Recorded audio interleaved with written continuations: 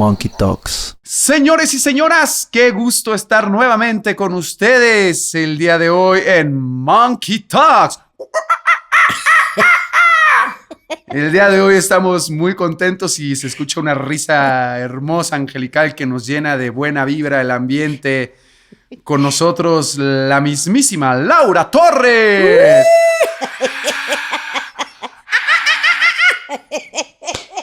A mí no me dejan atrás, chicos. Ella sí se ¿Cómo conecta. estás, hermoso? Qué gustazo, Lau, Muchas tenerte gracias. con nosotros, con esa vibra tan bonita, con esa voz de verdad que ha creado tantas emociones, tantos personajes icónicos que han trascendido la cultura desde cuestiones animadas y también de doblajes para grandes actores. Y bueno, pues, ¿qué nos platicas el día de hoy? ¿Cómo te sientes? Mi niño hermoso, estoy muy contenta de estar aquí con ustedes, igualmente, con personas tan lindas, tan cálidas, que te hacen sentir en casa todo el tiempo. ¿Cómo me siento Bienvenida. agradecida? Qué Yo creo padre. que si existiera una palabra de verdad para definir, porque no la encuentro, la más cercana sería gracias, agradecimiento, gratitud, de haber encontrado algo que para mí ha sido muy divertido, muy cercano,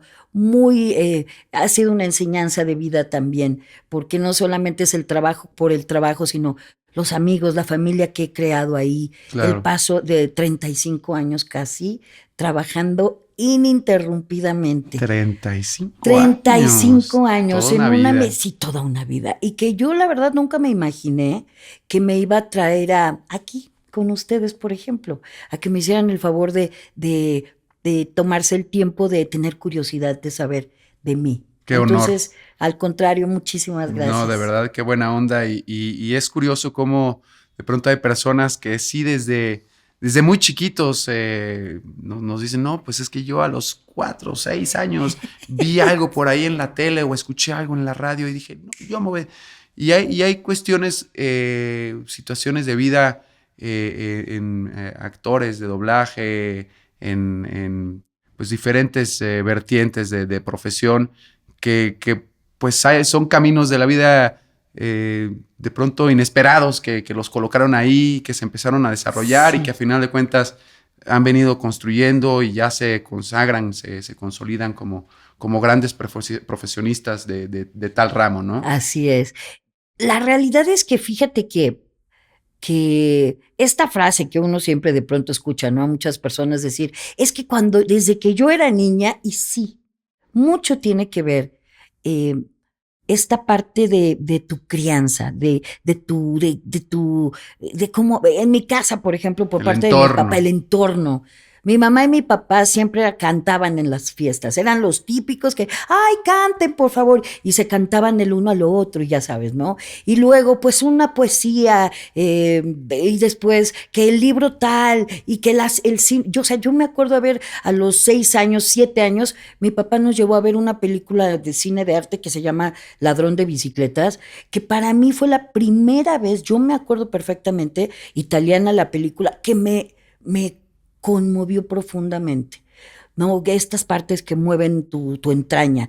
Luego me acuerdo que vivíamos en Guadalajara y un día fuimos, un domingo, mi papá y yo a comprar el periódico. Entonces me acuerdo, era domingo, me acuerdo del sol, me acuerdo de la temperatura, y de pronto íbamos caminando, y cómo fue la primera vez que yo tuve contacto con la música. Me acuerdo haber empecé a escuchar una música que me golpeó el estómago.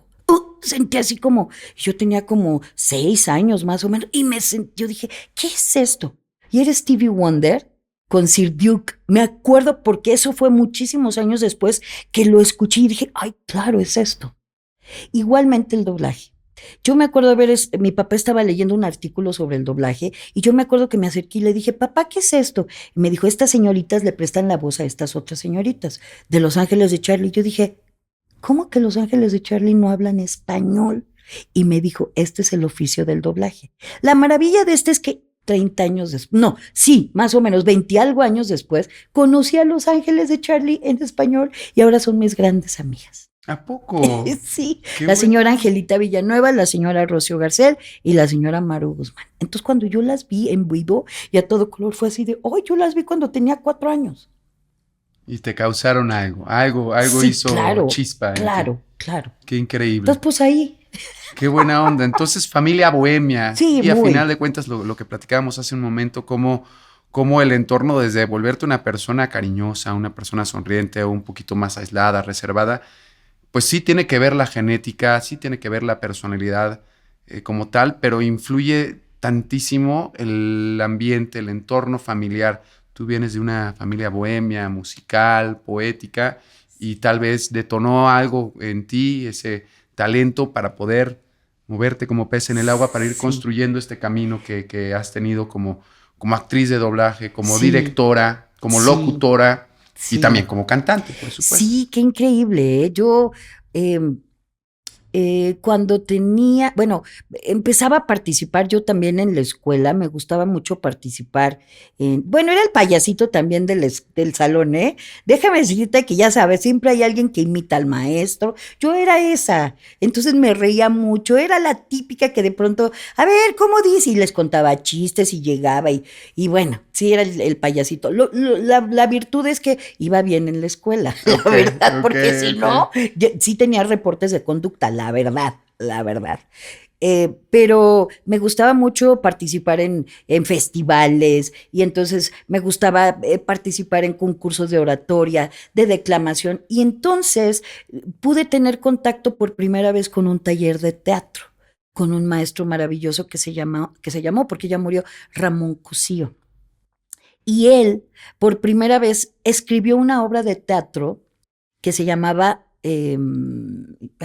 ay, no me acuerdo, pero yo representaba la vida. Y por primera vez escuché muy cerquita porque toda la obra la musicalizaba con la música de John Lennon, la de Ah, qué Imagine. padre, qué Y padre. por primera vez yo tuve ese contacto cercano con esa canción y que yo decía, además la letra, Ujú. bellísima, lo que Sí, explica. Yo decía, hermoso. es que yo pienso así, yo quiero esto, qué maravilla. Porque bueno, los Beatles, por supuesto que eran de la época de mis papás, pero fíjate que mi papá no era tan cercano a la música en inglés. Mi papá era mucho más cercano a la música sudamericana y a la música mexicana. Ujú. Entonces el inglés, sí, claro, Elvis Presley, por ejemplo, mi mamá le encantaba, Engelbert Humperdinck, mi papá era así, Vocerrón. pues sí, exactamente, Frank Sinatra, pero los Beatles como que no era muy cerca, pero yo cuando escuché Imagine, la canción de John Lennon, yo decía, qué belleza. Y luego hice una obra de teatro que se llamaba Medea, Ujú, es una obra, tragedia griega. ujú. Por primera vez tuve también el contacto y gané premios, porque yo era Medea y tenía 11 años. Entonces, bueno, fue maravilloso esta parte de tragedia griega y de todo esto, ¿no? Y luego mi papá era dueño de una fábrica de textiles donde se creaban vestidos y un chorro de cosas. Pero mi papá era un poquito neurotiquito. Ah, Entonces, sí. sí, decía que ya no aguantaba la Ciudad de México, no sé qué. Y en ese entonces mi maestro me invita a hacer una audición para para formar parte de la Compañía Nacional de Teatro. Wow. Entonces llegamos como 400 personas, yo me acuerdo, y nos cambiamos a Morelia. Y yo me había quedado ya. Entonces ahí hay un parteaguas, ¿no? Como que se parte y entonces viene esta parte en Morelia, estuve en Morelia, mis papás se divorcian ahí también, viene un cambio de vida brutal, brutal. Fue todo esto que marca tu carácter y que marca esta forma de entender cuando sientes un abandono por primera vez, ¿no? Dicen que el primer abandono es cuando naces, que esa es la primera vez que sientes Órale. cuando naces y te quitan de tu mamita o de esta parte cómoda del vientre, ¿no? Así Que es. esta parte de abandono es la primera que un ser humano siente, ¿no? Esta parte donde sientes el frío, donde sientes hambre, donde sientes que no, hasta que escuchas la voz de tu mamá o de tu papá y te acercan. Y ahí es como esta liga tan fuerte. Por eso es que Ujú. los bebés están tan conectados tan fuertemente con las mamás, Así es. precisamente por Así eso, es. ¿no? Y los papás, por supuesto, que son la parte importantísima. Sí. Pero yo sentí esa primera vez de abandono fuertísima yo tenía 16 años. Ok. Y entonces hubo una ruptura porque además yo era un poco inútil, déjame decirte. Y era inútil porque no sabía hacer nada. Solo estudiaba, Sí. ¿no? En este Pues tono de, propio de la edad, ¿no? claro, y no me preocupaba nada, y no sabía nada, y no sabía de la vida nada, más que divertirme y estudiar y de pronto extender la mano y pues punto, ¿no? Sí.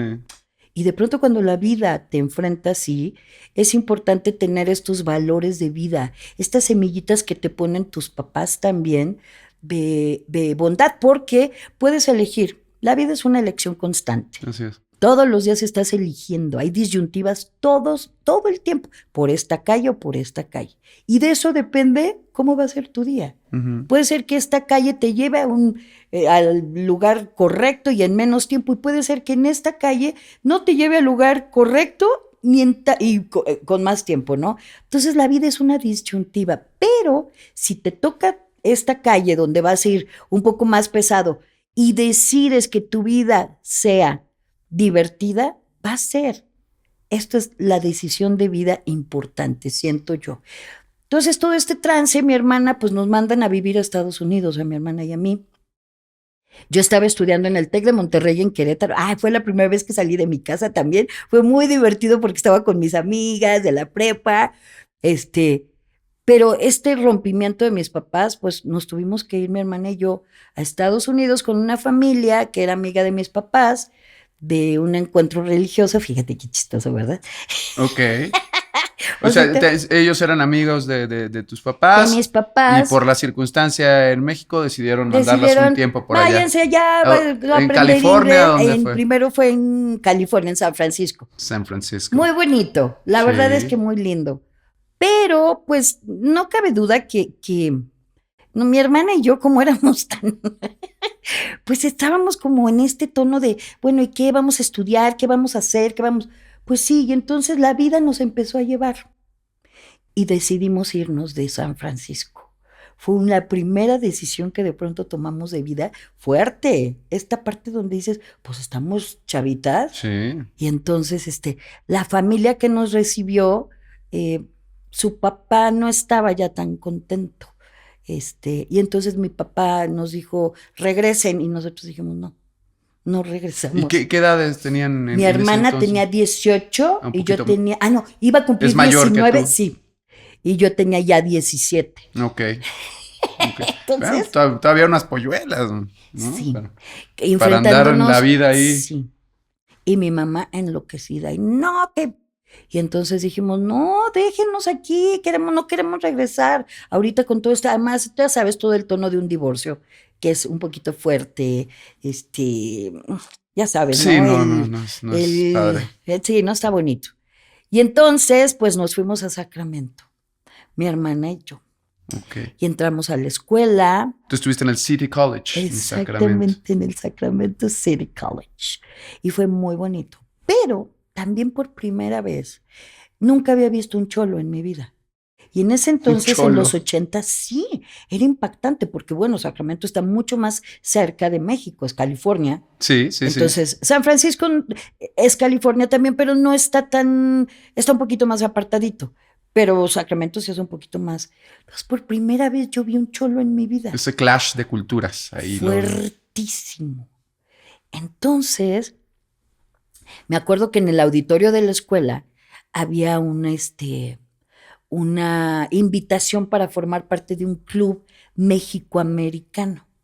Y yo dije, ay, qué padre. Les voy a decir a mis amigos que me manden un video, fíjate, o sea, yo en ese entonces, del México contemporáneo para que vean lo maravilloso que es nuestro país. Porque de pronto pensarías que es una broma cuando te dicen, ¿hay árboles en México? Sí. Yo pensaba que era broma. Sí, lo veían como puro ranchero con su sombrerote, claro, y andando en burro. Y yo decía, y sí hay rancheros y con sombrerote y en burro, pero no es todo. Sí, exacto. O sea, pues un México contemporáneo donde es bellísimo también, y esa es una de las cosas que les agradezco a mis papás, por ejemplo, el haberme inculcado el amor a mi país tan fuertemente, porque nosotros viajábamos cada fin de semana, lo que se dice pueblear, Y entonces era bien bonito porque yo los escuchaba decir en ese momento, mira qué verde tan precioso, y mira las montañas, y mira las flores. Sí. Y en ese momento la realidad es que yo decía, ay, pero después entendí que era de verdad, ¿cómo vas fomentando esta parte de amor por tu país? La comida, la historia, las costumbres, la tradición, ¿no? Cierto. Entonces cuando llego allá dije, ay, qué padre, voy a decir. Y entonces entro y les digo, oigan, pues es que a mí me gustaría saber si es posible que habláramos en español también aquí para poder yo practicar mi inglés y que ustedes puedan practicar su español. Y fue la primera vez que me enfrenté con esta parte de que no les gustaba ser mexicanos. O sea, no les gustaba. Y entonces uno de ellos, el líder del club, me dijo, yo no soy mexicano, yo soy americano y aquí no hablamos español. Entonces me fui muy triste y dije, ay, qué feo. Y luego veía cómo había mexicoamericanos, si se puede decir así, sí. con ascendencia mexicana, que no les gustaba hablar español. Y tal vez eso provenga mucho, que sigue sucediendo, que los obligan hasta en sus familias a decir, ahorita olvídate de México, olvídate del español, ahorita inglés, porque es la herramienta para que podamos realmente integrarnos a la sociedad americana, ¿no? Sí. Entonces se vuelve así como que, no, como español, no, mexicano. Son más morenos y son más, o sea, Sí. ¿qué dices? ¿Cómo? O sea, tú, you're American, you speak English, Exacto. pero pues ¿dónde quedan tus raíces? Y es algo que tú querías como rescatar. Claro, ¿no? Y decir, claro, tú vas a hablar en inglés en un país, pues claro que sí, por supuesto, estás en otro país y vas a hablar la lengua que se... Pero no tiene tampoco, yo lo que me daba dolor era ver que les daba como, ay no, ¿no hablas inglés? ¿No hablas español? Y me decían, oh no, poquito. Sí, ok, sí. poquito. Y entonces yo le empezaba a preguntar, por ejemplo, a una compañera, porque ahí entré a un taller de teatro y fue muy chistoso, porque yo hablo inglés, pero mi inglés tiene acento. Yo no soy, yo no nací en Estados Unidos, entonces evidentemente hablo buen inglés, pero se nota el acento. Claro, claro. Entonces era muy chistoso porque nuestra maestra de teatro nos ponía a hacer lecturas de Tennessee Williams y yo me paraba en el escenario. Imagínate, había una obra de teatro que se llama Bus Stop, que hizo una película Marilyn Monroe, y entonces yo participé para hacer a Marilyn Monroe. Entonces era muy chistoso porque me escuchaba, pues todo mi acento, sí. Imagínate, ¿no? Entonces moría de la risa. Y yo pensaba, ahora lo pensaba y decía, es como si una norteamericana viniera aquí, hiciera una audición para hacer a Frida Kahlo, claro, ¿no? Y entonces claro. está hablando, entonces bueno, se reía mucho. Y me ponía de ejemplo, además, y decía, ¿cómo es posible que a una persona que su lengua materna no sea el inglés se suba aquí y no le dé vergüenza? Y todos me veían así como que, ay, qué bárbara, qué valiente, ¿no? Entonces sí, este choque estuvo bien fuerte, pero aprendí muchas cosas en otro país. En ese país aprendí la disciplina. Yo no era disciplinada. Y en ese país aprendí que si el camión que tú vas a tomar dice 7:21, es 7:21. No es 7:20 ni 7:22. A las 7:21 las puertas se cierran y bye. Claro, y no te abren. Las reglas más by the book, la puntualidad. Sí, señor. Sí. Lo agradezco profundamente, ¿eh? Porque yo además en mi escuela, aquí yo platicaba. Entonces, estábamos platicando. Allá no se escuchaba ni una mosca, el sonido de una mosca. O sea, tú de verdad entrabas a la clase y era todo. Y yo al principio decía, ay, Dios mío, aquí nadie platica, no puede ser. Entonces los veía y yo decía, guau, y sí aprendí eso, la disciplina, la formalidad. Por ejemplo, nos rentaron un departamento a mi hermana y a mí. Mi mamá hizo un gran esfuerzo. Nos apoyaba económicamente. Pero fíjate, el hecho de pensar en, tienes que pagar luz. Ay, se nos fue. Uy, se nos fue la luz. ¿La pagaste? No. Dios mío, por ejemplo, descubriendo, ¿no? La independencia. Descubriendo que tú te dices adulto y de dónde. Y luego ahí les voy a contar algo que me dio mucha vergüenza. Una vez mi mamá me dijo, mijita, ven, te voy a enseñar a lavar en la lavadora. Y yo dije, ay, por Dios, mamá, por favor, ¿qué tiene de ciencia lavar en la lavadora. Pones agua, pones la ropa, pones el jabón y punto, ¿no? Y mi mamá dijo, bueno, mija, si no lo aprendes aquí, la vida te lo va a enseñar. Ay, Dios mío. Pues un día me puse a lavar un pantalón porque en el complejo donde vivíamos había lavadoras y secadoras ahí, pero no tenía yo las moneditas. Entonces dije, ay, ¿qué tiene? Pues entonces en la tina del baño puse jabón, llené el agua y le puse, entonces empecé con un palo a moverle. No, lloré, te juro que el pantalón de mezclilla todo pesado, lleno de jabón. No, horrible. Y dije, mira, así que a todas y todos mis niñas, mis niños, cuando sus papás les digan algo, de verdad que háganlo, porque tarde o temprano lo van a necesitar, muchachos. Así es, así es. Oye, qué increíble experiencia de vivir por ahí en Estados Unidos, de vivir otros espacios de cultura, ¿no? De estar, empezarte a enfrentar la vida con independencia, sí, acompañada tal vez con tu hermana, pero pues ya es como vivir el mundo de los trancazos sí, y fuerte. de darle... ¿Qué fue lo que te adentró con más fuerza en todo este mundo del doblaje, de la actuación? O sea, te fuiste a vivir, me imagino que en ese entonces es cuando estuviste en el City College en Sacramento, luego en algún punto debiste haber regresado a México para ya empezar a machetearle al mundo así que aprovechando este conocimiento de las culturas, del idioma español, y empezar a formar tu camino como la gran actriz de doblaje que eres hoy en día. Muchas gracias. Fíjate que fue algo muy chistoso porque mi hermana se enamoró. Entonces, porque mi mamá terminó yéndose por nosotros. Entonces mi mamá viajó y dijo, ¿saben qué? Nosotros nos tenemos que regresar.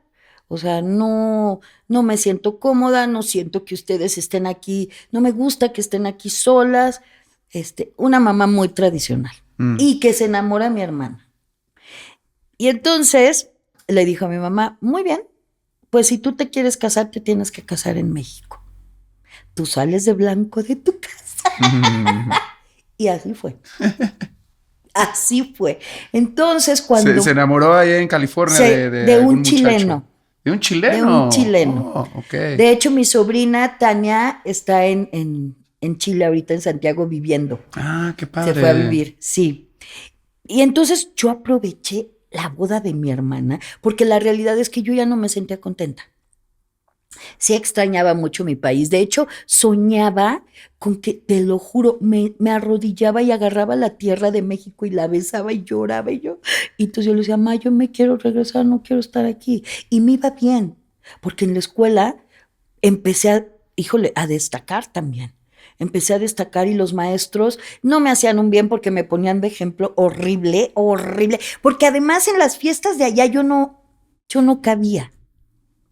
No era el ambiente al que yo estaba acostumbrada. Conectabas. No, y no quiero ser así como que, por eso te digo que soy aburridona en ese sentido. O sea, yo veía cosas que, no que me asustaban, bueno, sí me asustaban. Las drogas me asustaban, me asustan todavía, y sí. Entonces no estaba acostumbrada y la verdad me volví incómoda.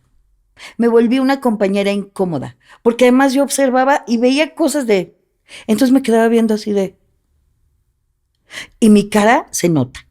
Entonces era así como, ay, esta pobre, adiós, ¿no? Entonces me dediqué a estudiar y tenía poquitos amigos. Y luego me ponían de ejemplo, porque como lo único que hacía era estudiar, pues sacaba buenas calificaciones. Una estudiante aplicada.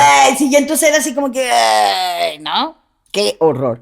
Entonces yo no me sentía cómoda. Además, yo aprendí a admirar un país de primer mundo como es Estados Unidos, por supuesto, y innegable, y cosas maravillosas, de verdad. Pero me siento muy cómoda en mi país. Entonces una vez me preguntaron, si tú fueras millonaria, ¿dónde vivirías? Y yo, ay, pues en México. O sea, si fuera millonaria, viviría aquí, viajaría, por supuesto. Claro. Pero viviría aquí en México, ¿no? Entonces sí aprendí cosas maravillosas, pero cuando mi hermana decide casarse y su esposo, bueno, ahora su esposo, pues su ex esposo, ya no son esposos, regresa a México, yo dije, esta es mi oportunidad. Entonces cuando llegué a la escuela les dije a mis maestros que tenía que ir a México, porque pues mi papá estaba enfermo y Y entonces, ¿sabes qué me dijeron? Bien lindos, me dijeron, Laura, no pierdas tu lugar aquí. Vas muy bien. Te esperamos con tu lugar aquí y llévate guías para que hagas los exámenes. Y no regresé. Y no regresé. Mi mamá decía, mi hijita, por Dios. Le dije, pues no, que tú decías que ya nos regresáramos, mamá. Pues yo no me siento cómoda. Entonces regresé con mucho ahínco, pero ya había madurado. Ya no era la Laura que se fue. Ya era una Laura distinta, con mucha más claridad de qué es lo que realmente quería hacer. Y ahorita que mencionabas que la vida es una disyuntiva, es una sucesión continua de toma de decisiones.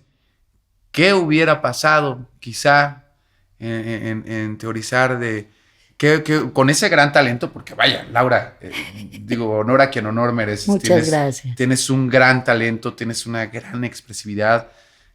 ¿Qué hubiera pasado si de repente te hubieras acercado más a Hollywood? ¿Qué hubiera sucedido? Digo, el hubiera no existe, dicen, pero de todas maneras, pues con ese carisma, con ese talento, con esa... esa facilidad que tienes para crear con tu voz, ¿sabes? Con toda tu expresión. Si Hollywood te hubiera jalado, tal vez te hubieras puesto más en la pantalla, ¿no? Sí, tal vez ser. hubieras entrado con más fuerza al mundo del cine. Hubiera entrado a un rollo legal. Tal vez hubiera sido jueza, o tal vez hubiera... Sí, porque para allá iba también. Yo estaba estudiando Criminal Justice en ese entonces, también me metí, sí, y me gustaba nada que ver muchísimo. con la industria del arte. No, y estaba tomando el taller de teatro, por supuesto, ¿no? En la escuela. Pero yo creo que me hubiera ido un poquito más para este rollo de leyes. Si no te hubieras, tal vez no te hubieras quedado en esta cuestión de lo artista, por supuesto, el doblaje allá, ¿no? Y hubiera sido una jueza, hubiera sido... Puede ser, pero, de algo estoy segura, no hubiera sido muy feliz. Mira, aquí probablemente mi vida, económicamente hablando, allá pudo haber sido... Muy bueno. Muy bueno, muy bueno. Aquí es bueno, porque yo soy privilegiada de comer 3 veces al día. En este país eso es un privilegio ya. Sí. Entonces, y soy muy feliz de verdad. No siento esta parte de chin, pude haber. ¿Qué hubiera pasado? No hay dos, porque además en arte, cuando estábamos estudiando arte dramático, que alguien dijo doblaje, yo dije, yo quiero ir a ver. 16 llegamos, hicimos la audición y solo yo me quedé. Y desde que entré yo dije, ¡ay, qué padre! Y yo sabía que nadie nos iba a reconocer y tampoco era un tema para mí.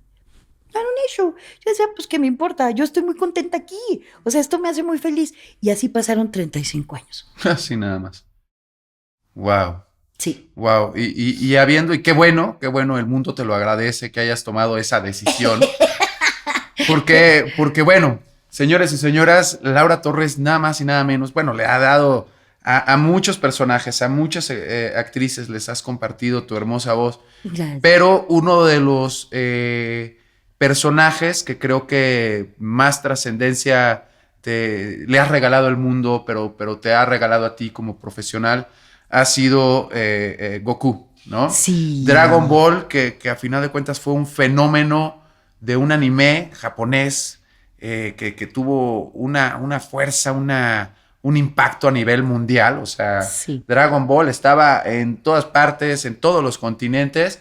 Y tú a nivel español, sí. Porque me imagino que tu voz también llegó a donde se transmitía en otros países de habla hispana, o si existen... No. En España como tal, Hispanoamérica... hispanoamericanos, o sea, México y Latinoamérica es donde yo estoy. Ok, bueno. En España, castellano, pues, sí.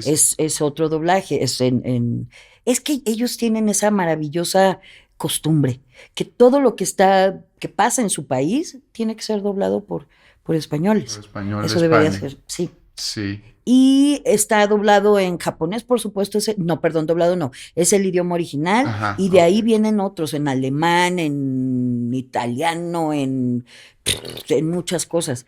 ¿Qué son las top experiencias más interesantes, divertidas, bonitas que te ha regalado este personaje de, bueno, tanto Goku como Gohan, pero Goku a final de cuentas pues es el main character, ¿no? Ese es el personaje. Sí. ¿Qué te ha regalado desde la experiencia como tú darle la voz a este personaje icónico del mundo de la cultura popular y la conexión con la gente, con el mundo, con las Ay, personas? wow.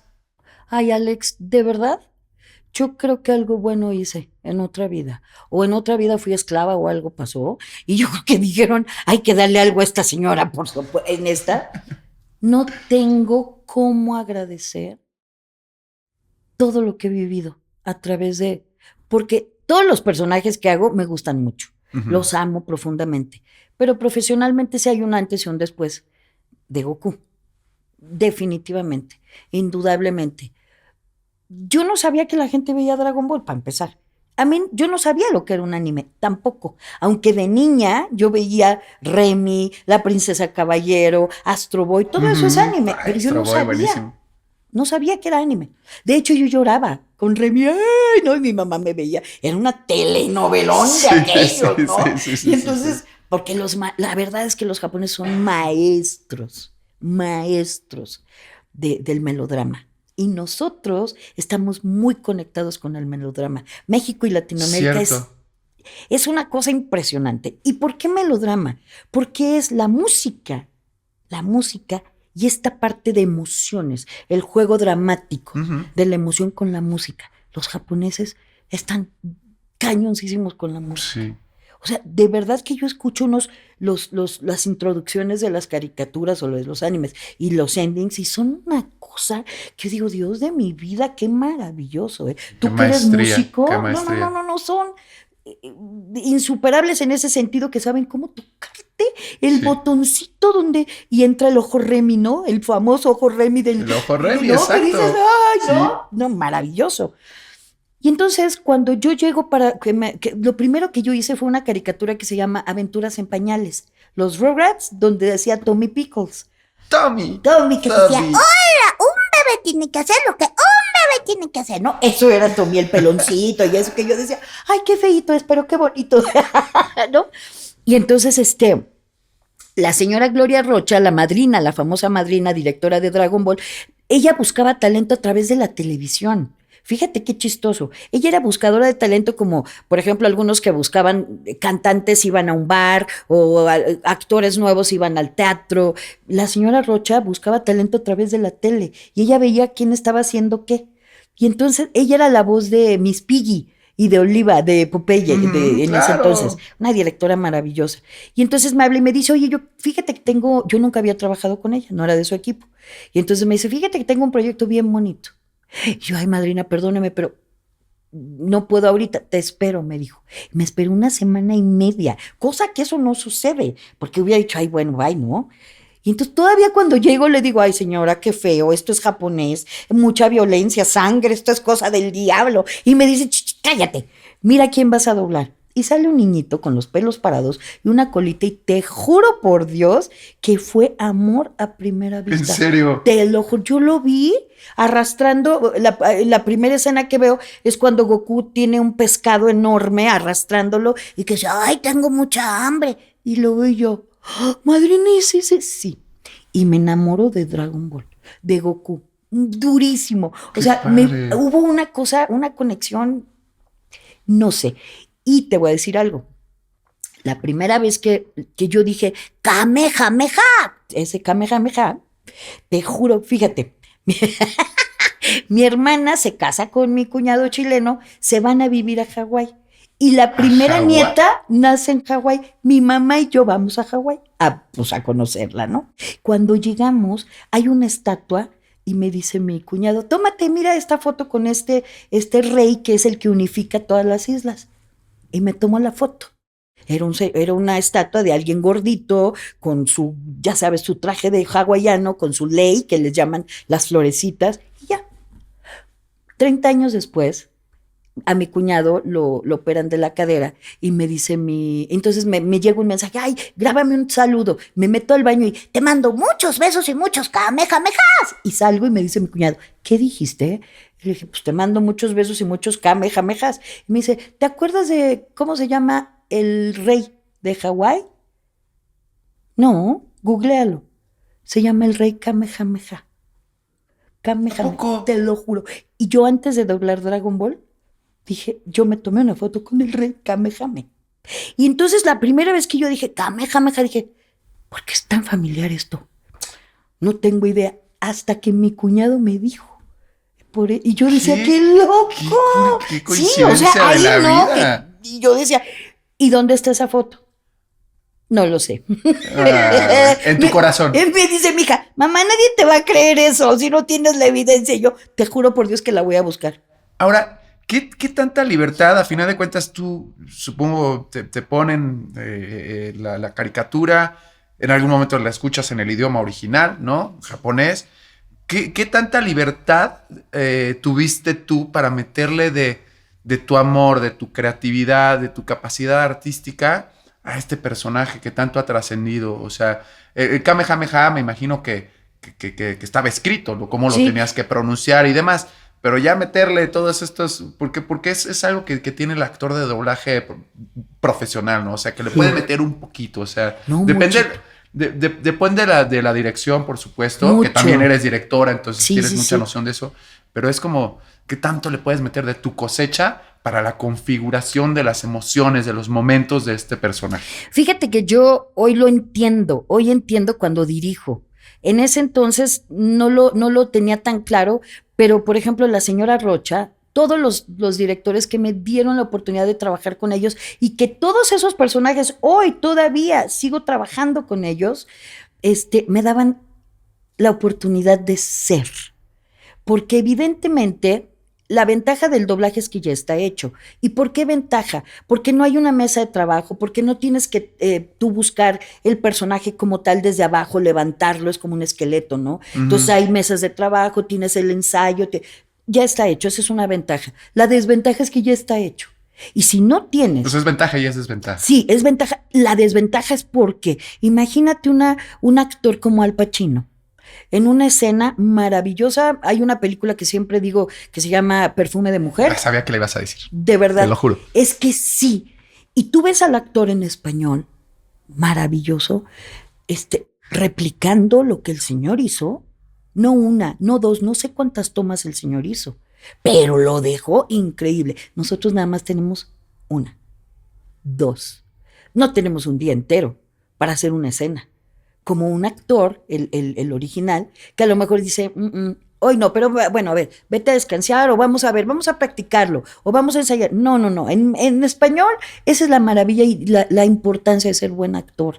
Porque si no, por eso la ventaja es que ya está hecho, tienes la guía. La desventaja es que si no tienes capacidad actoral, hay doblaje horrible. Sí. Horrible. Sí. Que tú lo ves y dices, no lo aguanto, perdón, no puedo. Y lo cambias. Y esa es una realidad. Yo me dedico a esto, pero amor no quita conocimiento. O sea, uno voltea y dices, híjole, qué feo, ¿quién dirigió esto? ¿Quién hizo esto tan feo? ¿No? Y de verdad lo digo con mucho respeto. Igual que el cine. Hay cine que tú ves que dices, wow, y hay otro que tú dices, no lo aguanto, no puedo. Y televisión también, ¿no? Que tú ves y dices, Santo Cristo, ¿qué es esto? Hace un momento mencionaste algo interesante en cuanto a esa particularidad melodramática del mexicano. Recientemente pues, se estrenó esta película de Frankenstein de Guillermo del Toro y él, pues gran director, ¿no? Que gran Lo creador. amo. Y mencionaba esta conexión que le dio de lo melodramático a la historia de Frankenstein, a los personajes y Oscar y Jacob Elordi, como que tuvieron que entender esta parte, sí, un poco mexicana, que nos encanta lo melodramático, Sí. que estamos así formados ¿Sí? culturalmente en nuestro inconsciente Lo traes en el ADN. colectivo y pudo permear esto, ¿no? Pudo a nivel como director, pero artístico a final de cuentas, permear estas características melodramáticas, el cómo contar una historia. Y probablemente tú en tu característica mexicana, pues también lo tienes en la sangre, pero que Sí. viviste en Estados Unidos, pero que Exacto. regresaste porque amas México y extrañas mucho Sí, México sí. y traes esta pasión melodramática Sí. que te permite inyectarle matices a tus personajes. Sí. ¿O cómo es? Sí, porque fíjate que tiene mucho que ver. Hablas de Guillermo del Toro y mira, ayer todavía lo estábamos viendo. Mi hija quiere ser cineasta. Ay, qué Ella cool. desde chiquita. Y entonces estábamos viendo a este señor. Mi mamá, que es una señora de 81 años, vimos la película de Frankenstein, ¿no? Y entonces lo veíamos. Ay, qué gordito tan adorado. Que, bueno, mi mamá lloró y dijo, qué hermoso señor. Y él nunca ha olvidado toda su formación. eso es- Hablaba de su abuelita también, que su abuelita lo enseñó a ver cine. Y toda esta parte de que nació en Guadalajara, ¿no? Sí. Y que toda esta parte, imagínate en Guadalajara y todo esto, le preguntaron, ¿cómo es posible que usted sea una persona tan cálida y tan amorosa y le encanta tanto los monstruos, ¿no? Y dices que soy mexicano, ¿no? Esa parte, ¿no? Esa dualidad, ¿no? Donde nosotros somos tan amantes de la vida que sabemos que hay que ser amigos de la muerte, ¿no? También, ¿no? Exactamente. Entonces lo ves y dices, ay, me muero. Y bueno, guardando las distancias con este señor maravilloso, a mí me pasa muy similar, ¿no? O sea, yo de niña tengo contacto con la poesía de Lorca, por ejemplo, que mi papá era un amante de Lorca, de García Lorca, ¿no? Y entonces, de esta parte de la música bohemia, ¿no? Donde cantaba, casi todo era, híjole, un drama terrible, ¿no? Las canciones y la guitarra, y entonces todo este conjunto de cosas, de situaciones, que me hace, a mí no me da miedo tocar el dolor, ni la emoción no me da miedo. Sé que tocar la emoción es como tirarte de un trampolín de 10 metros. Y si no te tiras bien, te vas a lastimar. Entonces, si estás en la punta, tú ves, por ejemplo, estas partes de emoción, de dolor de un Goku, que en apariencia hay una parte donde se hace amigo de un robot y el robot le cede su vida por él.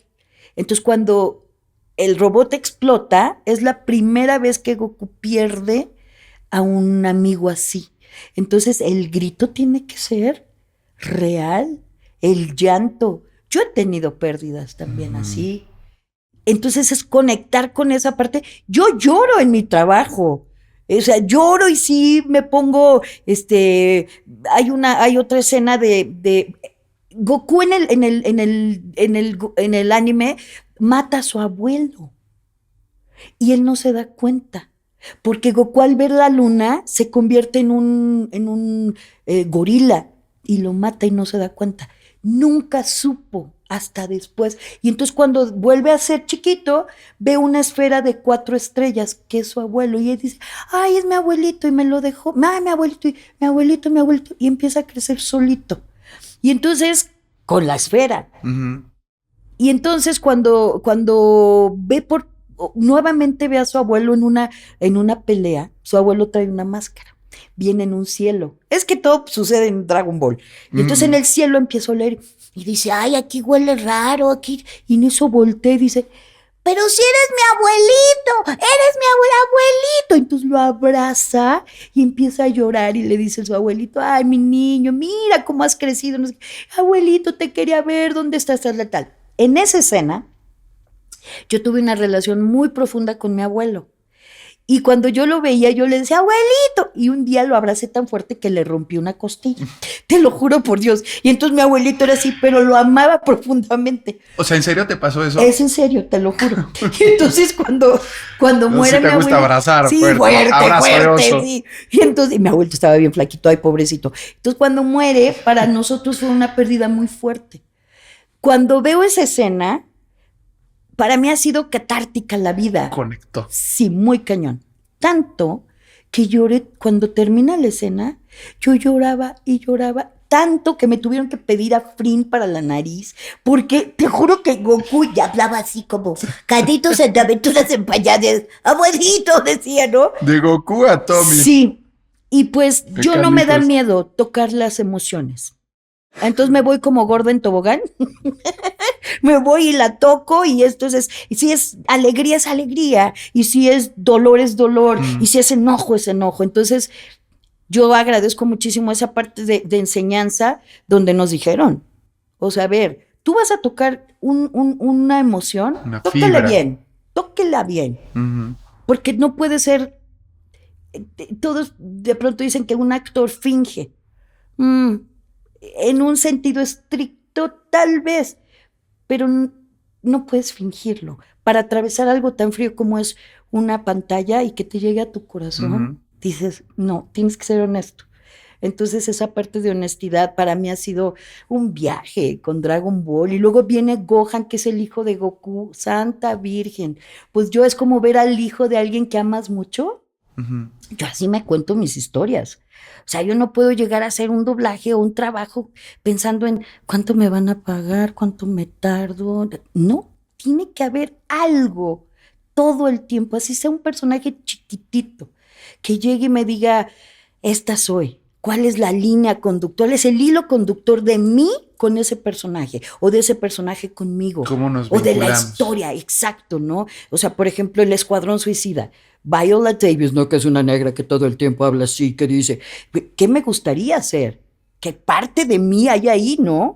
Entonces la montas como un caballo, ¿no? Y entonces agarras las riendas y te subes, porque si el caballo no lo montas bien, te tira. Y por eso tan feo doblaje. Un bebé, si no de verdad tocas esa parte, es que estoy, oye, Carlitos, y tu mamá, y no. Si no haces eso con la honestidad que tienes que hacerla, no sale. Y a lo mejor se escucha la voz, pero no hay el corazón no está vivo. Sí. Como Frankenstein de It's alive. Pues no hay manera. Exactamente. Es increíble cómo tienes esta versatilidad, ¿no? De manejo de lo muy agudo a darle poder. Yo creo que también por eso has tenido esta vasta experiencia de darle tu voz a tantos personajes tan diferentes. Has sido personaje recurrente de Queen Latifah, de Mila Jovovich, de Salma Hayek, de Angelina Jolie, de Julia Roberts, de Linda Hamilton. O sea, tú le diste la voz a Linda Hamilton en Terminator. Las tres primeras, o sea, las más No, fregón. la primera no, la segunda y la tercera. O sea, el primera juicio no. final. Exacto. Es que esa es de mis favoritas. Sí, es padrísima. Y bueno, o sea, pues obviamente con tu profesionalismo puedes valorar y como me lo dices, ¿no? O sea, no hay personaje pequeño, todos los personajes, algo les has dado de tu corazón, de tu franqueza, de tu honestidad. Y bueno, pues han sido pues grandes actrices, pero también les regalas tu voz en español, a varios de los personajes más importantes. Ahorita platicábamos también. ¿Qué me puedes decir primero de estas grandes actrices como Salma, como Julia Roberts, Queen Latifah? Ay, Dios mío. ¿Quieres la parte simpática o la seria? La que tú nos quieras Pues las compartir. dos se las cuento. Siempre me tocan mujeres así tan hermosas, no solamente por fuera, sino por dentro, actrices mujeres fuertes, mujeres carismáticas. La primera vez que hice a Julia Roberts fue en Erin Brockovich, por ejemplo. Erin Brockovich. Y bueno, era un personaje que requería mucha desfachatez y mucho dolor también, porque el hilo conductor de Erin Brockovich es que la señora no sabe, pero aprende. Y hay hambre, hay mucha necesidad. Entonces, no solo esta parte necesidad económica, sino necesidad de demostrar que es una mujer que es inteligente, que no solamente se quedó en la parte de que fue señorita Tennessee, yo no me acuerdo algo así, sino que es una mujer que la circunstancia y la vida, y yo he estado ahí también. Todos hemos estado ahí, diferente escenario, pero la circunstancia, ¿no? Donde quieres demostrar que no solamente eres, sino que tienes capacidad y que a veces la vida no te ha dado o no has buscado esa parte, ¿no? Hasta dar tu 100, tu 101, porque lo que hace Erin Brockovich es que dio su 101, dejando a sus hijitos de pronto, ¿no? Que su hijita por primera vez da un paso o dice una palabra y ella no la vio. Chin, mano. Y esas son las cosas que uno de pronto, uy, no, dices, ay, no estuve, híjole, pues ni modo. y que tienes, fíjate, en ese yo me pongo a pensar, la primera vez que a mí me cayó la boca Dios fue cuando yo decía, ay, ¿por qué las mamás, las señoras tienen hijos y los llevan a las guarderías? ¡Qué horror! Mi hija entró a la guardería a los 8 meses y fue la primera vez que Dios me cayó la bocota. Muy chavito. De decir, cállese. Sus circunstancias. ¿Te tenías que ir a trabajar? Claro. Entonces, híjole, para mí fue una enseñanza de vida cuando fue de cállate la boca. Tú no puedes juzgar a los demás y no puedes estar criticando las circunstancias de las personas. Híjole. Y así me quedé y dije, ok. Y me dolía el corazón horriblemente. Yo decía, no. Y entonces hoy le pregunto a mi hija, y mi hija le digo, es que yo no hubiera que, mamá, yo fui tan feliz. No te sientas mal. Estuve en la guardería de la ANDA, que está en Alencastre, que es una belleza además. Sí, claro. La estancia infantil de la ANDA, que yo además yo pensaba, yo cuando entré dije, ay, qué hermosura. Una belleza y mucho, con una línea de arte muy bonita y todo esto, ¿no? Pero bueno, fue la primera. Entonces, Erin Brockovich. Y estas mujeres, Julia Roberts, luego la doblé en Amar, Comer y Rezar, que me pasó una circunstancia bien bonita, muy bella. Frases que te quedan en la vida. También he estado ahí, en esa, ¿sabes qué? Que son tan universales estos temas, que en cualquier lugar y en cualquier momento te pegan, te tocan, ¿no? Te identificas. Y me pasó algo muy chistoso con ella porque iba viajando, no me acuerdo dónde, y entonces una joven iba al lado mío, y entonces pone la película y empieza a llorar. La niña muchacha, entonces yo volteaba y le quería decir, yo la doblé y te entiendo.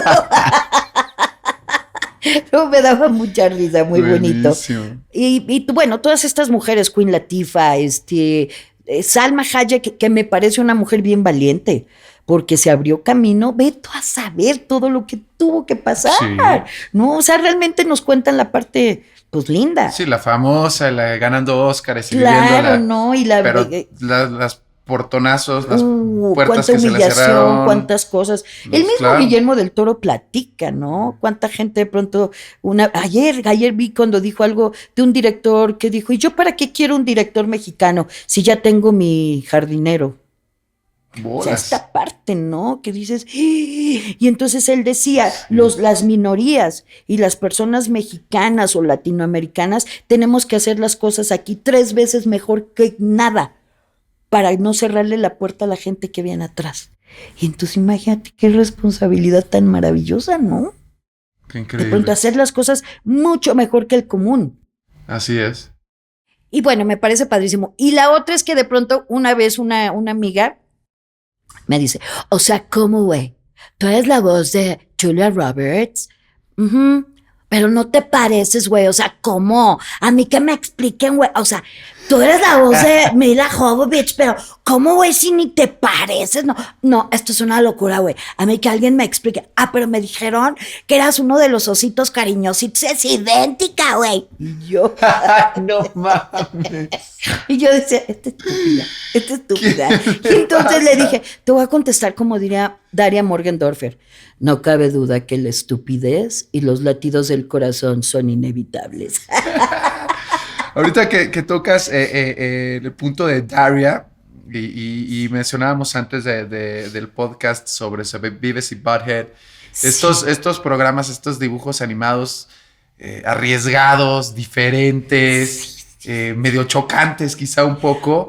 Cuando MTV, que por cierto MTV en paz descanse, hace poquito se anunció que bueno, pues tanta evolución trajeron al mundo de la música y de la televisión, ¿no? Sí, claro. O sea, como que fue el potencial que después se animaron a ya no nada más videos, sino empezar a hacer programas, y ya después como que se perdieron un poquito en el mundo de la creación de contenido. Pero bueno, Beavis y Butthead, que eran de mis favoritos en la vida, Daria me parecía muy, muy simpática porque era como un higadito, ¿no? Híjole. Pero con mucha... Es que con mucha veracidad, con mucho entendimiento de la vida real, de la crudeza del vivir. Qué curioso, porque de darle la voz a un personaje de de Rugrats Sí. a darle a Dragon Ball, que pues es un ícono de la cultura popular, pero Daria también le das ese toque y yo creo que nunca la escuché en inglés. La verdad es que no me acuerdo haberla visto en inglés. Solamente te escuchaba a ti ahorita, por eso es de verdad un honor estar. Muchas gracias, Alex. Laura Torres, es un honor tener a Laura Torres en Monkey Talks porque qué vasta experiencia, pero Daria también creo que te dejó algo en tu vida, ¿no? Fíjate que sí, es que era un deleite porque Daria es una joven, rechazada 100%, o sea, ella entraba en la zona de rechazo, su hermana, que era toda fresa y que decía, ay, es mi hermana. Ay, claro que no, no es mi hermana, viene de intercambio. O sea, le daba vergüenza decir que era su hermana, ¿no? Entonces, y Daria era una mujer muy interesada en la lectura. La lectura te da poder. Sí. Chicos, chicas, de verdad, la lectura es tan importante, en serio. Es el inicio, es la base, es como a un bailarín tienes que estudiar ballet clásico, ese es como bueno, aquí, un músico, ¿no? Tiene que aprender a leer, ¿no? O sea, para poder ejecutar. Bueno, la lectura, y esto lo promueve mucho, eso me gustaba mucho, Daria esta parte que leía y entonces se volvió crítica completamente de la vida, tan frívola, tan superficial, que todo el mundo está volteando a ver solamente ahora los followers, ¿no? Que eso es terrible, ¿no? Y como lo es, ¿no? O sea, una vida fría en muchos casos. En una época tradicional hubieran agarrado a la hermanita, porque es la popular, la guapita, la que conecta con todo el mundo. Y aquí en este enfoque de Daria, pues Daria es la recha, la geek que anda ahí en la biblioteca y lee, pero observa y siente y analiza y critica la vida desde una trinchera en la que muchísimos se podrían identificar. Muchísimo. Porque la mayoría no son populares. Exacto. Y esa es la maravilla de Daria. Porque entonces, los que no somos el estereotipo de la belleza para ser popular, que yo sí, porque yo era el payasito y les caía bien. Entonces, bueno, yo andaba además era el mole como el chile de todos los moles. Entonces a mí me hablaban aquí, yo llegaba y, sí, cómo no. Y como iba bien en la escuela, pues yo era el chile de todos los moles, pero no era tampoco la niña güerita, delgadita, o no güerita, pero con un físico que pudiera, ya sabes, ¿no? Pues no, entonces eso te conecta padrísimo. Y hoy por hoy yo creo que lo que rescata Daria es que la inteligencia sobre la frivolidad siempre triunfa. Uh-huh. Es incómoda, porque además Daria es incómoda. Y lo correcto no siempre es cómodo. Entonces cuando volteaba y les decía sus cosas, dices, ¡oh! Sí. Entonces yo estaba doblando y yo decía, ¡wow! ¿Qué? O esta parte es donde me acuerdo mucho que dice, no, yo no tengo baja autoestima. Lo que tengo es estima baja por ustedes. Yo decía, Dios, qué frases, ¿no? ¡Qué maravilla! Y entonces eso te conecta, porque como tú bien dices, no todos somos populares.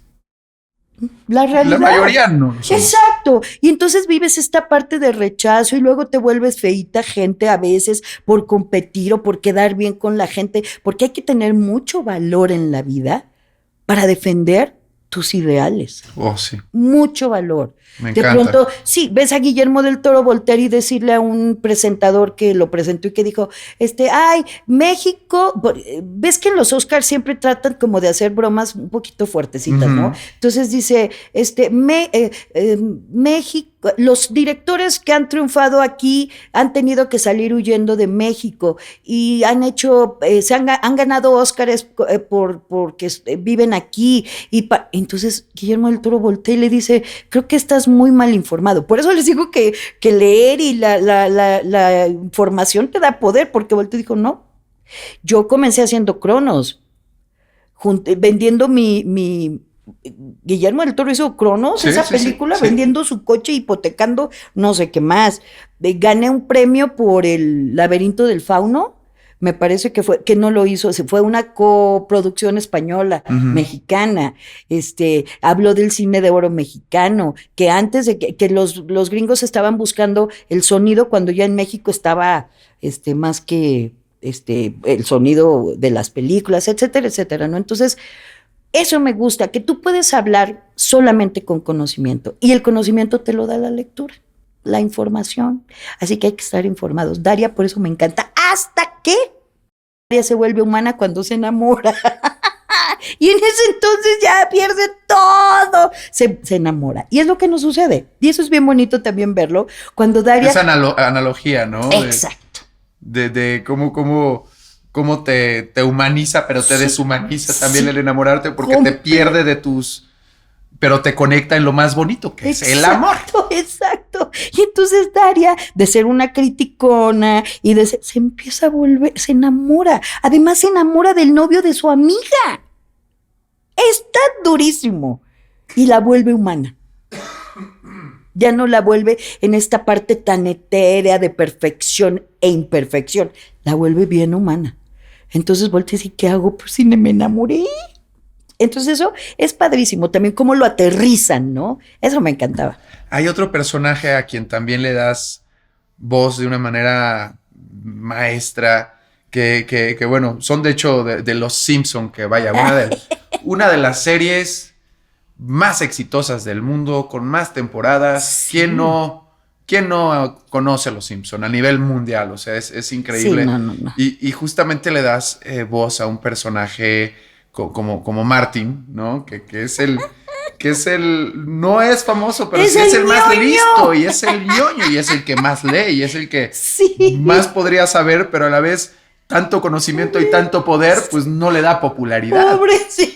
Y lo haces de una manera muy divertida. Sí, cuando les digo, hola, soy la reina de la primavera.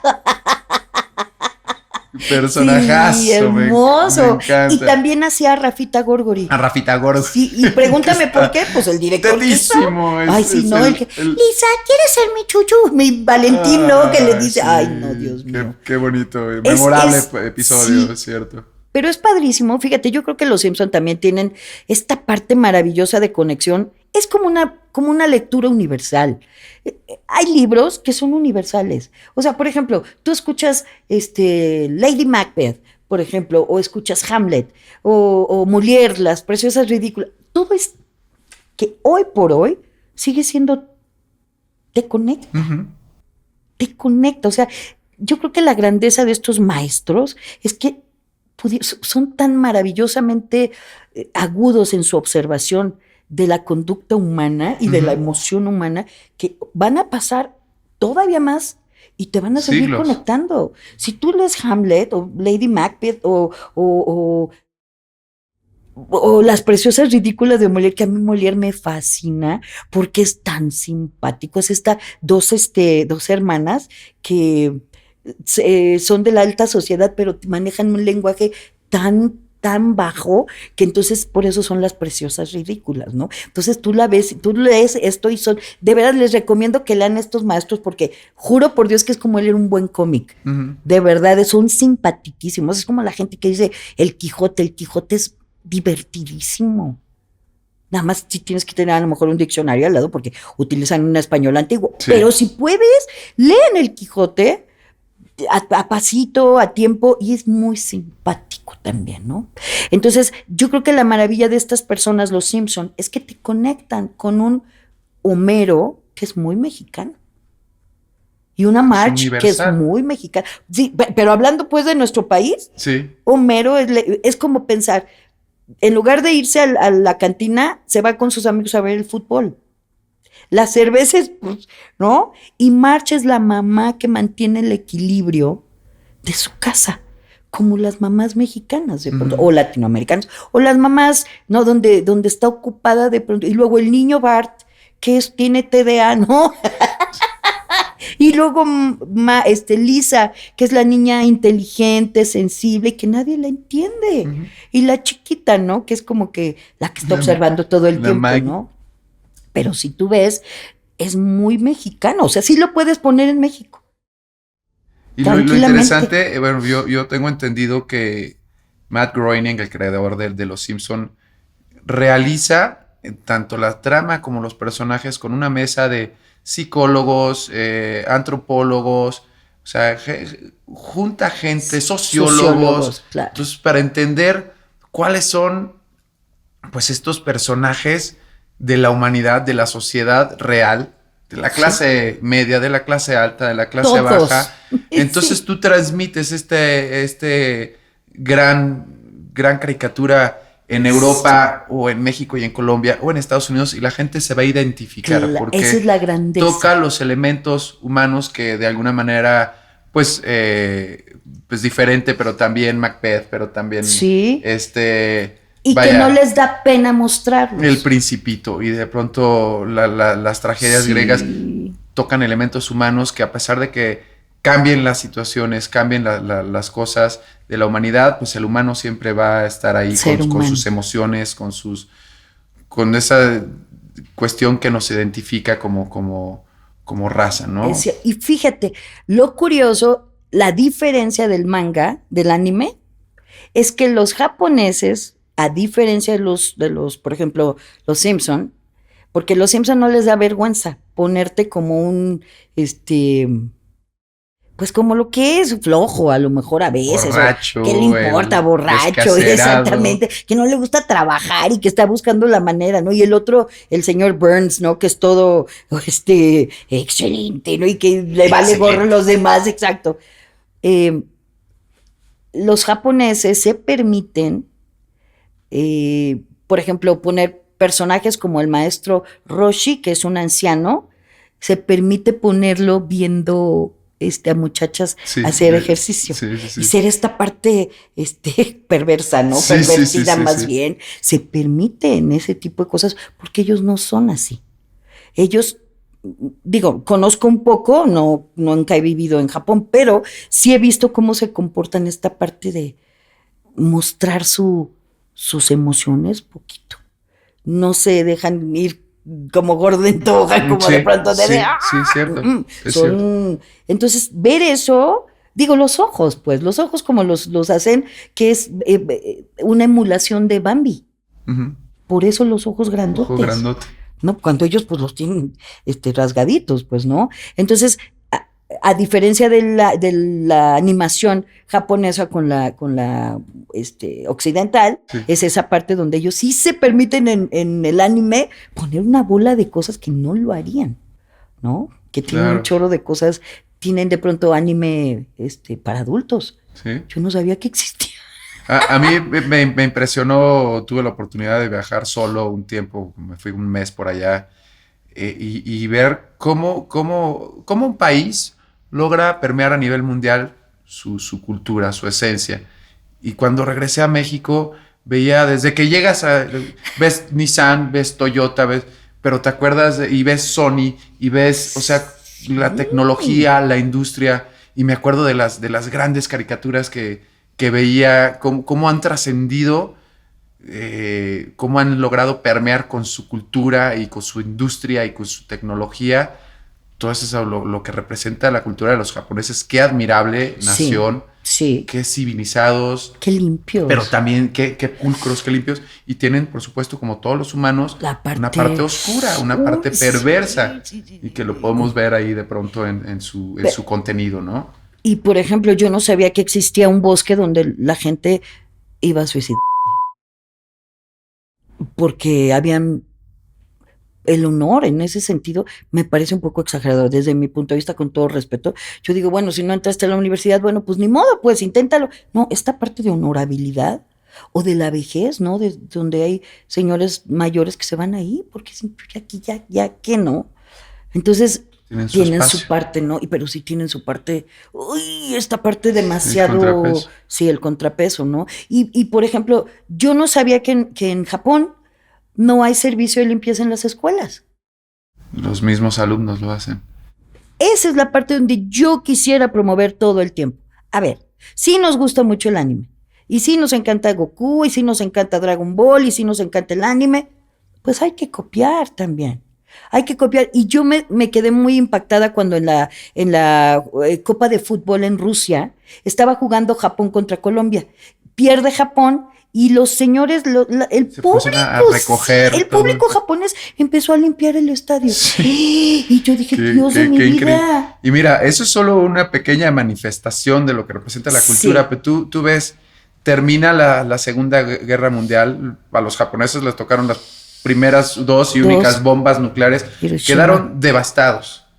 Y bueno, nos vamos para el otro lado, para Europa, y ves a Alemania cómo quedó después de la Segunda Guerra Mundial, dividida, destruida, y ahorita Japón y ahorita Alemania, por la cultura que tienen, son dos potencias económicas, industriales, de influencia hegemónica, señor. Económico, social, cultural. ¿Por qué están ahí? Porque, pues bueno, tienen a los alemanes y tienen a los japoneses, y que en eso, o sea, ¿qué hubiera pasado con México sin comparar en una manera negativa, real, pero que nos hubiera tocado esa devastación y esas bombas nucleares?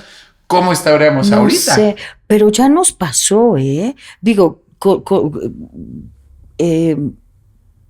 ¿cómo se dice? Respetando esa parte, o sea, distancia, porque claro, un terremoto no es, bueno, sí es, pero no es una bomba atómica, pues. Pero en el terremoto del 85, que fue brutal en esta ciudad, por ejemplo. Sí, me acuerdo. Hubo mucha gente que se ocupó y quien debía ocuparse no se ocupó.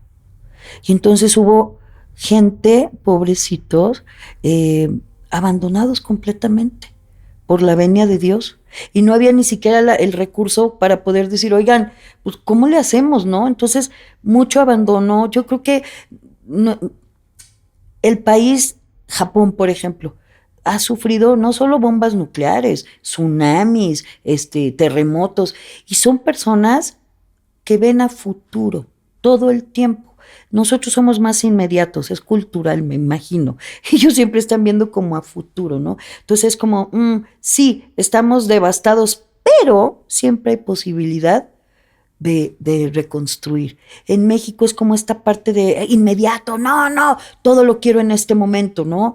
Y una vez escuché al dueño de Yakult, que nació en México y sus papás son japoneses o eran japoneses, hablar de una manera de este país. O sea, él decía que en Japón no existen recursos como los que tenemos en México, por ejemplo, o Latinoamérica. No hay petróleo, no hay plata, ni cobre, no hay minerales tampoco. Pero tienen esta forma de trabajo y de compromiso muy importante, que es lo que hace que estos países sean grandes. Tú respetas, decía este señor, en México los dueños de una empresa son los últimos que llegan y los primeros que se van. En Japón son los primeros que llegan y los últimos que se van. Son los baños no hacen una diferencia del baño del dueño o del gerente y de los empleados. En todos los baños hay papel y están pulcrísimos. Si yo quiero ir a conocer a la familia de mis empleados, voy y llego y los trato como mi familia también. Esas son cosas como que iguales. Tenemos, claro. Y que vas a ganar más como empresario, claro. Pero tampoco te vas a aprovechar de la necesidad de las personas. Eso es algo que a mí me pone muy mal.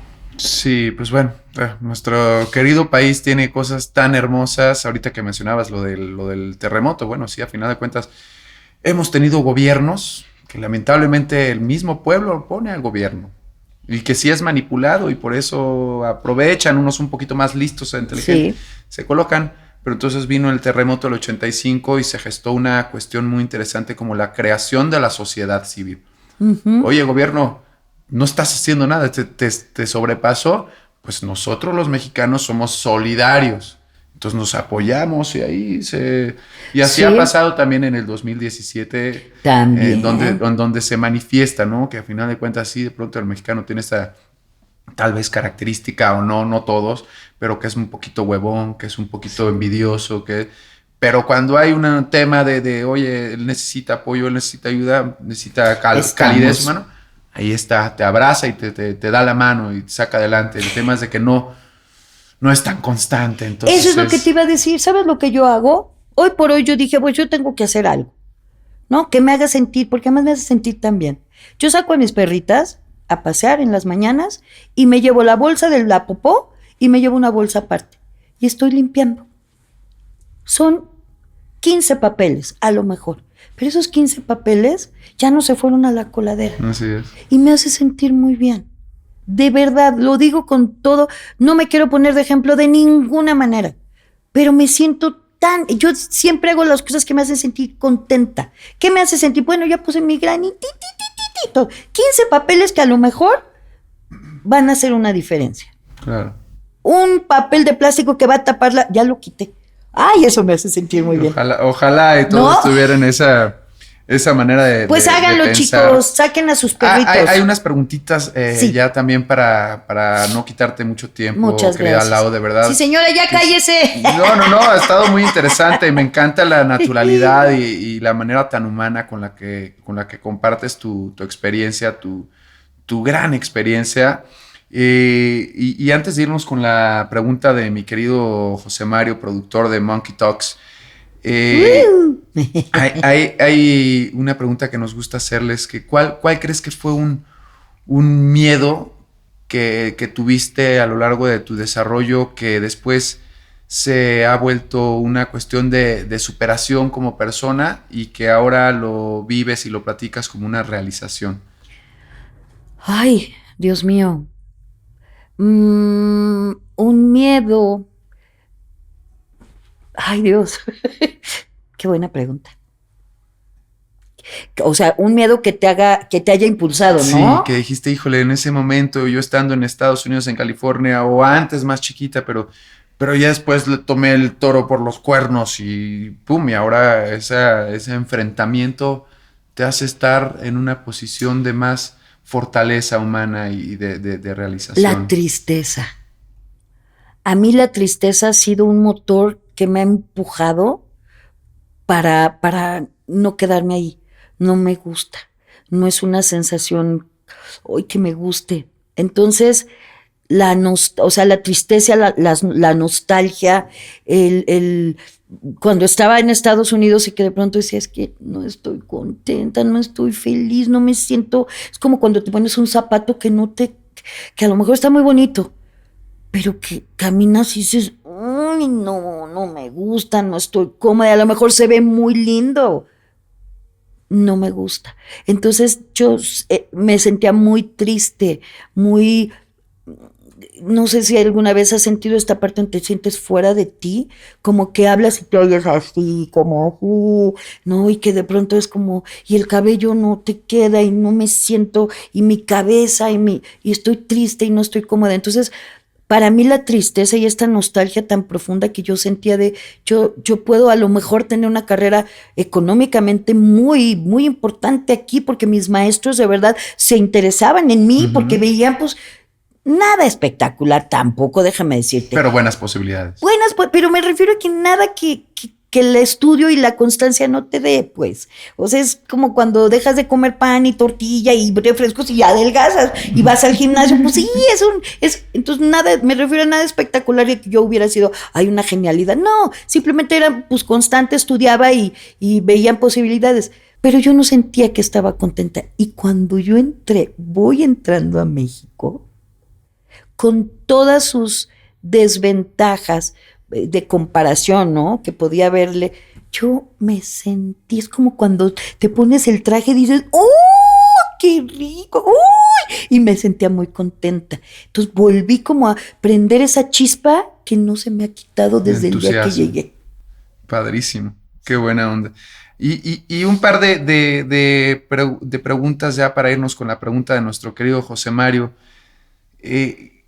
¿Qué agradecimiento podrías darle a las experiencias de tu vida si además de tus padres, tu familia, tu hija, tus maestros, alguien o algo, una situación que agradezcas que haya sucedido, que quizás se pudo haber tomado como adversidad en ese momento, pero que una vez que rompiste esa puerta que te cerraron o abriste, fue así de gracias, porque gracias a ese no, gracias a ese rechazo, armé de valor y ahora estoy aquí. Y bueno, Pues miren, les comparto que yo tenía una casa muy hermosísima y por confiada le confié esto a una persona muy cercana de mi familia y nos dejó en la ruina. Cero. Y eso, bueno, vino el divorcio y mi mamá también perdió su casa. No, una cosa espantosa.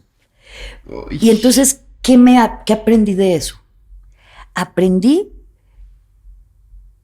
que soy capaz de levantarme. Cuando tú escuchas de que vienen estas enseñanzas de vida bien fuertes y que, porque se llevaron las cosas materiales. Perdí lo material, pero ¿qué crees que no perdí? es duro eso. Durísimo, pero no perdí la confianza no, más bien, pude conocerme, Laura Torres, de pie. Como tirada y con nada, de pronto pude volver a levantarme. Entonces, esa fortaleza yo no la conocía de mí. La verdad, no la conocía. O sea, yo decía, Dios mío, me voy a morir, ¿qué voy a ¿Qué voy a hacer? hacer?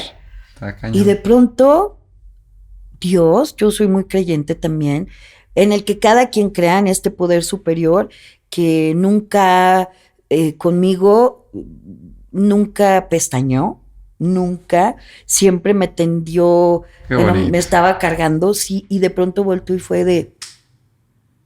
Entonces, mi familia, que fue muy importante para mí, mi hija, un motor, tú que eres papá, lo sabes, ¿no? Que son esos motores La que... motivación. Híjole, total. que yo me reía, yo decía, ¡ay, qué cursis! Es que yo veo a mis hijos y me motivan y yo decía, ¡ay, qué cursis! Claro que es real. Oh, sí. Claro que es real, agradezco.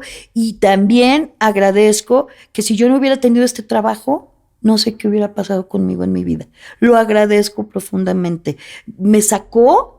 No solo económicamente hablando, me jaló así de, yo ya iba anímicamente, hasta que salí. Me reía a veces de más, porque era un escape.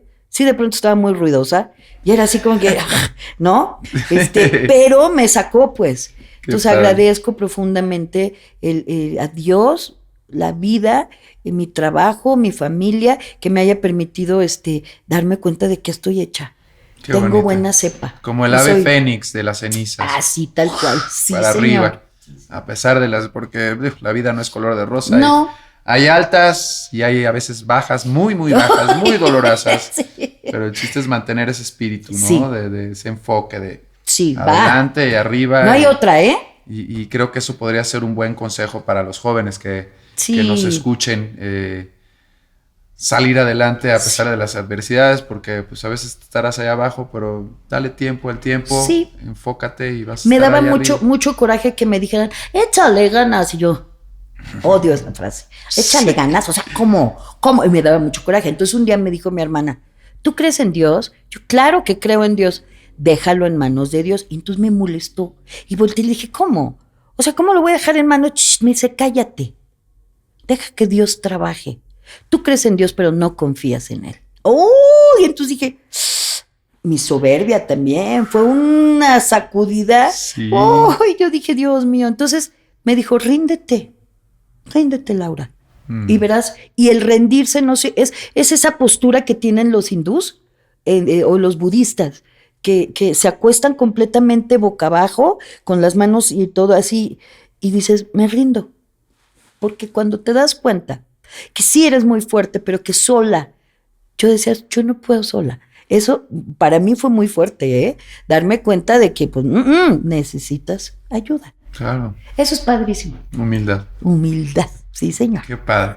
Pues increíble plática, mi querida Laura Gracias, Torres. Alex, qué honor escucharte. Igualmente. Quisiera que José Mario, ¿estás listo con tu pregunta, querido amigo? Sí, claro que sí. Shoot. Bring it on, brother. Primero, muchísimas gracias, mi Lau, Mi amor. por venir y hacer el esfuerzo, la verdad. Ay, feliz, mi amor. Ha sido increíble la plática, la entrevista. Gracias, mi hijo lindo. Te agradecemos mucho. Y se me ocurre igual que nos cuentes igual la experiencia más increíble que hayas tenido en toda tu de todo lo que llevas de tu carrera de actuación y doblaje, de algo que te acuerdes, que digas ese día fue el más increíble, no sé, alguna experiencia así que nos quieras Qué contar. lindo.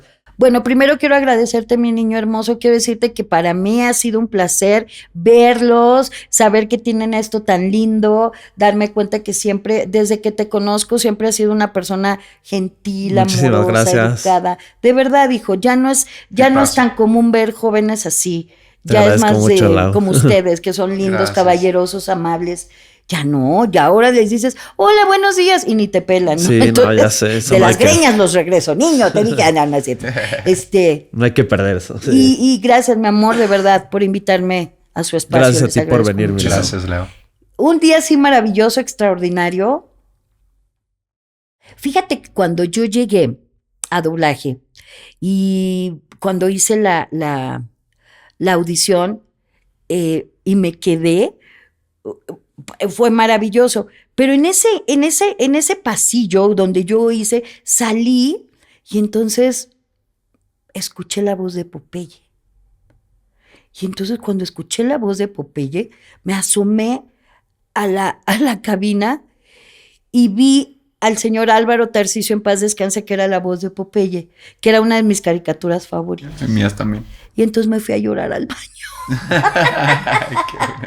Me fui a llorar de la emoción. Dije, Dios mío, qué mal.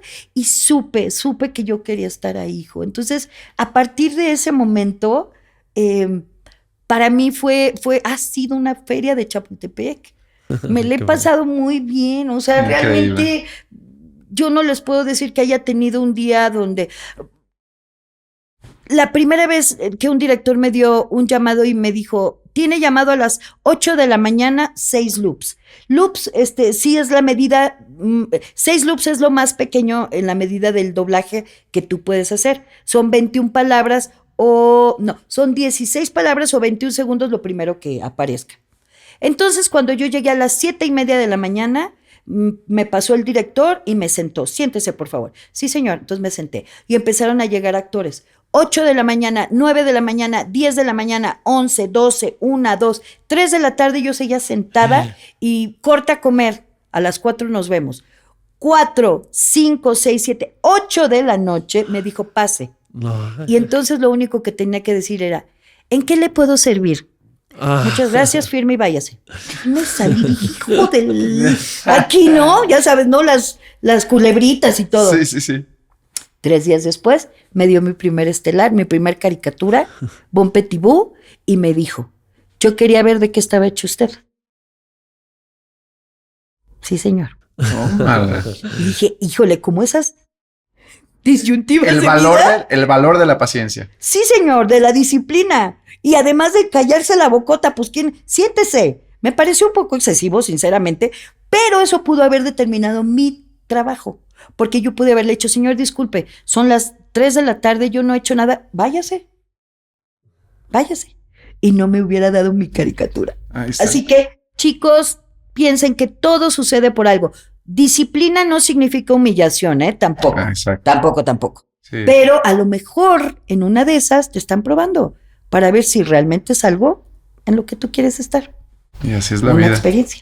Maravilloso. Ay, muchísimas gracias. Muchas de verdad. gracias. Laura Torres, hermosos. increíble. Gracias. Qué privilegio haber Gracias, contado mi amor, con tu, igualmente. con tu experiencia de vida. Qué linda persona, qué bonita energía Muchas nos gracias. compartes. Gracias. Y bueno, para no perder la tradición de Monkey Talks, nos gustaría que nos despidieras el programa con la voz de ¿Quién te late, mi querido José Mario? Que nos diga, Lau, cómo te gustaría. No, quien ella quiera, quien ella quiera. Sí, ¿qué personaje entrañable para ti? Pues Que- nada, si quieren yo los puedo despedir diciendo que estoy muy feliz de haber estado aquí con Monkey Talks y que les mando muchos besos, todo mi amor, mi agradecimiento y muchos jas. Y vengan y escuchen Monkey Talks. Gracias, Laura Gracias, Torres. amor. Laura, muchas gracias por estar A con ti, nosotros. Amigos, nos vemos en la próxima edición de Monkey Talks. Ha sido un privilegio tener a nuestra querida Laura Torres y les deseamos lo mejor. Que les vaya muy bien. Gracias, Lau. Gracias a ti, mamá. Wonderful.